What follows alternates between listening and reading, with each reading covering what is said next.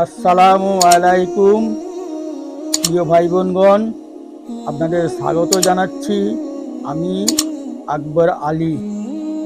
আমার আজকের উপস্থাপন খন্দকের যুদ্ধ। ইসলামের ইতিহাসে খুবই গুরুত্বপূর্ণ একটি যুদ্ধ। এই যুদ্ধ আহজাব নামেও পরিচিত। আহজাব অর্থ সম্মিলিত বাহিনী।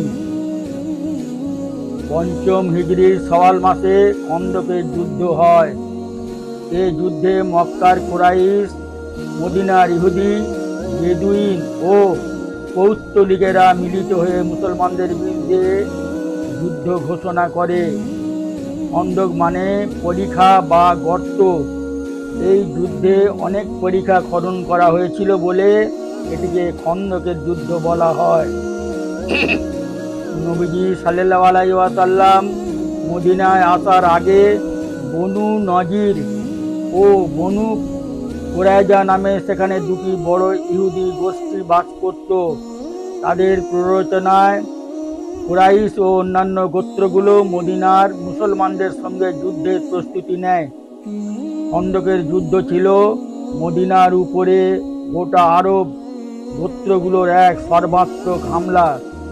এই যুদ্ধে শত্রু সৈন্য ছিল 10,000। এই সংখ্যাটা ছিল মদিনার মোট জনসংখ্যার চেয়েও বেশি। মুসলিম বাহিনীদের সৈন্য ছিল মাত্র 3,000। তবে তাদের অভিনব যুদ্ধ কৌশল ছিল শত্রুদের অজানা। সেই কৌশলের মুখে তারা হতাশ ও পর্যুদস্ত হয়ে পালিয়ে যেতে বাধ্য হয়।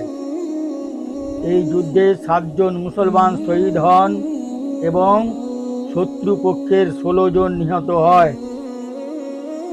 মুসলমান পক্ষে সেনাধিপতি ও নেতৃত্ব প্রদানকারীগণ ছিলেন হযরত মুহাম্মদ মুস্তাফা সাল্লাল্লাহু আলাইহি ওয়াসাল্লাম স্বয়ং, হযরত আবু বকর রাদিয়াল্লাহু তাআলা আনহু, হযরত উমর ইবনুল খাত্তাব রাদিয়াল্লাহু তাআলা আনহু, হযরত উসমান ইবনে আফফান রাদিয়াল্লাহু তাআলা আনহু, হযরত আলী রাদিয়াল্লাহু তাআলা আনহু, হযরত সালমান ফারসি রাদিয়াল্লাহু তাআলা আনহু, হযরত সাদ ইবনে মুআজ রাদিয়াল্লাহু তাআলা আনহু।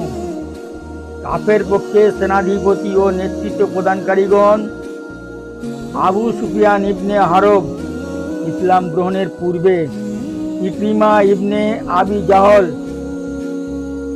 ওয়াইনা ইবনে হিসন, হারিস বিন আউফ, মিসআর বিন রুহাইলা, হুয়াই ইবনে আখতার, কাব ইবনে আসাদ। পরবর্তীকালে জীবিত প্রায় সকলেই ইসলাম কবুল করেন। এই যুদ্ধে জয়ের ফলে ইসলাম পূর্বের চেয়ে আরও বেশি প্রভাবশালী হয়ে ওঠে। প্রিয় ভাই বোনগণ, চ্যানেলটির অগ্রগতির স্বার্থে লাইক, কমেন্ট, শেয়ার, সাবস্ক্রাইব করে বাধিত করবেন। জাযাকাল্লাহু খাইরান।